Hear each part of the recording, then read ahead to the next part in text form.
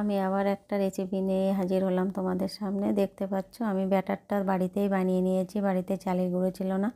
সন্ধ্যাবেলা সবাই আবদার করেছে একটু পিঠে খাবে, তার জন্য আমি বানাতে চলে এলাম।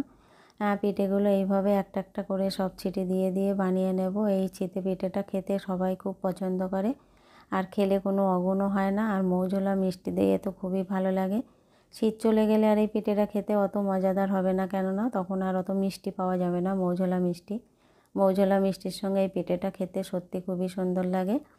কে কে এই পিঠেটা খেতে ভালোবাসো কমেন্টে জানাবে। ভালো লাগলে লাইক কমেন্ট শেয়ার করে দেবে। আমি একটা তুলে নিয়ে পরিষ্কার করে একটু ব্রাশ করে নিলাম, নিয়ে পরেরটা আবার এইভাবে দিয়ে দেব।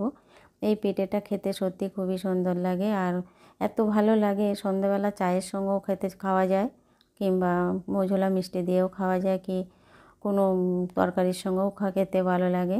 কে কীভাবে খাও কমেন্টে জানাবে। আমরা তো বেশি মৌঝোলা মিষ্টি দিয়েই খাই। আমি সব পিঠেগুলো এইভাবে বানিয়ে নেব। আমাদের বাড়িতে সবাই খুব ভালোবেসে খায় এই পিঠেটা। আর সন্ধ্যাবেলা হলেই কোনো টিফিন যদি করার কথা হয় তা আগে বলবে চিতে পিঠে বানাও। তা সত্যি কত সুন্দর জালিদার হয়েছে, আর খুবই সুন্দর মুচমুচে হয়েছিল। পিঠেগুলো দারুণ হয়েছিল খেতে, আর খেতে এমনি সত্যি সুন্দর হয়। যারা খেয়েছো তারা তো জানবেই কত সুন্দর হয়। আর একদম বাড়ির জমির চালের গুঁড়ো আর মৌঝোলা মিষ্টি, একদম খাঁটি মিষ্টি। আমি একটু টেস্ট করে দেখি, সেই স্বাদ।